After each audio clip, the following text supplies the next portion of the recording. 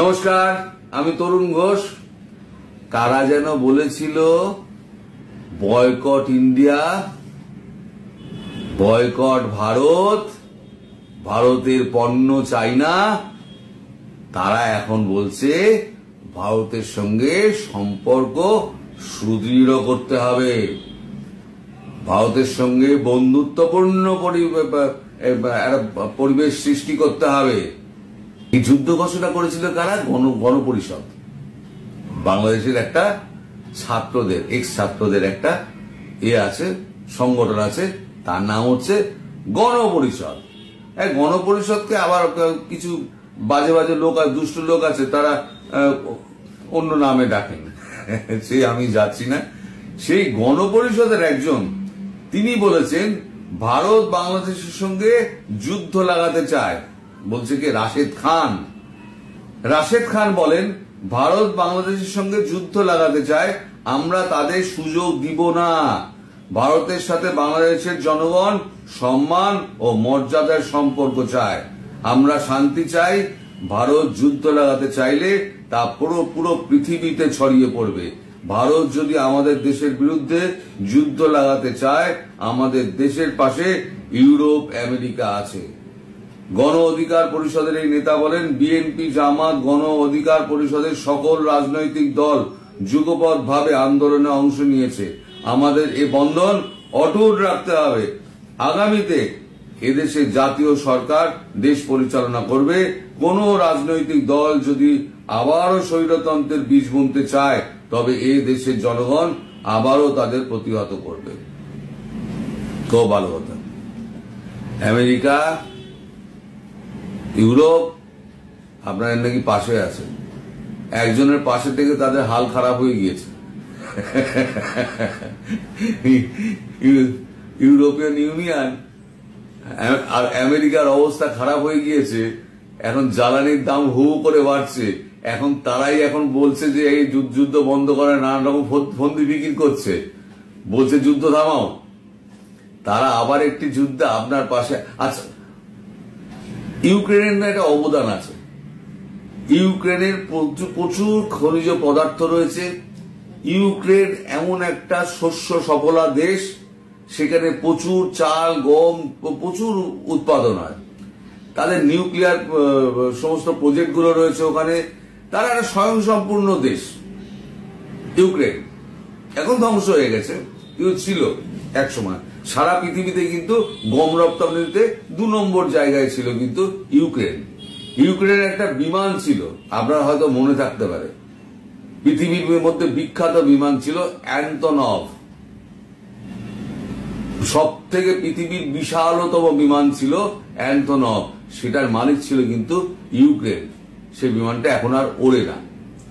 তো যাই হোক, সেই ইউক্রেনের পাশে দাঁড়াতে গিয়ে আমেরিকা খুঁজনি করে, আমেরিকা আর ইউরোপ খুঁজনি করে দাঁড় করালো। দাঁড় করিয়ে এখন দেখুন ওই 3 দিনের যুদ্ধ যেটা শেষ করে বলেছিল রাশিয়া, সেই 3 দিনের যুদ্ধটা 2.5 বছরে চলে গেছে। এবার আর রাশিয়া তো যুদ্ধ চালিয়ে যাবে। এই রাশিয়া বলছে তোরা অর্থ দে না। কত অর্থ দিবি? রাশিয়ার কিচ্ছু যায় আসেনি, এই যে ব্যান করেছে কেউ যায় আসেনি। তো যাই হোক, ইউক্রেনের তো এত সম্পদ আছে, আপনাদের কি আছে? দেশ তো আপনার এইটুকু, ইউক্রেন তো অনেক বড়। দ্বিতীয় বিশ্বযুদ্ধে যখন আপনার রাশিয়াতে যখন ঢোকার চেষ্টা করলো স্টালিন, তখন আটকালো কোথায়? ওই ইউক্রেন বর্ডারে হিটলার বাহিনীকে।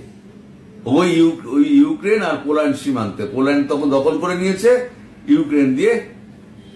ইতিহাস মনে আছে তো? আমি আমার বাংলাদেশি ভাই বন্ধুদের বলছি, বিশ্বযুদ্ধের ইতিহাস মনে আছে তো? তাহলে পরে আপনি বুঝতে পারবেন। তো যাই হোক, এইসব বকে টোকে লাভ নেই, আপনারা অর্ধেক তো ভুলে যাবেন। তো এখন এই বয়কটের কথায় আসি। বয়কট আপনারা করেছিলেন, এখন বয়কট করে কি হয়েছে? আপনারা তারপর কি করলেন? সব চোরাচালান করে সব নিতে আরম্ভ করলেন। এখন আপনারা বললেন যে অফিসিয়ালি সরকার পতনের পর ইলিশ আমরা দিব না, দেবেন না, কি আসে যায়। কিন্তু ডিম নিতে আপত্তি নেই, ভারতকে দেব না, কিন্তু ভারতের থেকে ডিম আমি নেব। ভারত থেকে এলো 2,31,000 ডিম। ইলিশ বন্ধ তো, ভারত থেকে 2.5 লাখ ডিম পাতে পড়বে বাংলাদেশে। দেশের মূল্যবৃদ্ধি রোধে যশোরের বেনাপোল স্থলবন্দর দিয়ে ভারত থেকে এলো আমদানি করা 13,910 কেজি মুরগির ডিম। এর আগে 61,950টি মুরগির ডিম আমদানি করা হয় গত বছরের 5 নভেম্বর। জানা গিয়েছে আমদানি করা এসব ডিমের ইনভয়েস মূল্য $11,272, প্রতি ডজন ডিমের মূল্য $0.56। সেই অনুযায়ী বাংলাদেশি টাকায় প্রতিটি ডিমের মূল্য দাঁড়ায় 5 টাকা। এছাড়া প্রতি ডজন ডিমের নির্ধারিত মূল্যের উপরে 33% কাস্টমস ডিউটি বাবদ $1.66 যোগ হবে। সব মিলিয়ে প্রতিটি ডিমের আমদানি মূল্য দাঁড়াবে 7 টাকার মতো। আপনাদের ওখানে এখন ডিম কত যাচ্ছে? এই পোল্ট্রির ডিম 12 টাকা 13 টাকা পার পিস কেনেন তো, শুল্ক দিয়ে আপনাদের কাছে গিয়ে ট্যাক্স ফ্যাক্স দিয়ে পৌঁছাচ্ছে 7 টাকায়, তখন 10 টাকায় কিনবেন। ভারতকে বয়কট করব, ভারতকে ইলিশ দেব না, কিন্তু আমরা ভারতের থেকে সব সুবিধাগুলো নেব। আমরা ভিসা নেব ভারতের থেকে, কিন্তু এগুলোকে আমরা দেব না। এরপরে কি হয় বলুন তো?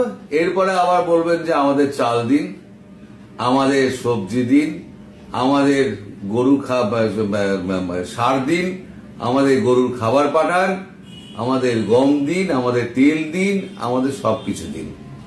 ধীরে ধীরে দেখবেন ওই মালদ্বীপের মতো, প্রথম মালদ্বীপ খুব নাচানাচি করেছিল, একেবারে নিচে নিচে তো এ করে ফেললো চীনের কোলে গিয়ে। এখন যখন বাস্তবটা বুঝতে পারলো, তখন এসে আবার ভারতের পায়ে পড়ে গেছে যে এখন ভারত ছাড়া আর উদ্ধার নেই, কারণ বিদেশি ডলার শেষ। আমি আর এটা ভিডিওটা বাড়াবো বলুন না বলে আমি আর ওগুলো জুড়লাম না, শুধু মুখে বলে দিলাম যে মালদ্বীপের প্রেসিডেন্ট, তার এখন অবস্থা খুব খারাপ। আর একজন আছেন, সে হচ্ছে নেপালের কেপি শর্মা ওলি। তিনিও খুব বিপ্লব দেখিয়েছিলেন চীনের হাওয়াকে। এখন তিনি করেছেন কি, 1 মাস আগে থেকে আমাদের মোদিজির চেয়ে বেড়াচ্ছেন, অ্যাপয়েন্টমেন্ট চেয়ে বেড়াচ্ছেন। মোদিজি অ্যাপয়েন্টমেন্ট দিচ্ছেন না। যেমন মইজুকে ভুগিয়েছিলেন, কেপি শর্মা ওলি নেপালের প্রধানমন্ত্রী, তাকেও ভোগাচ্ছেন। আপনাদের কপালে কি আছে ভগবান জানে, আমি তো জানি না, ভবিষ্যৎ বলবে। তো সবাই ভালো থাকবেন, সুস্থ থাকবেন আর সাবধানে থাকবেন। নমস্কার।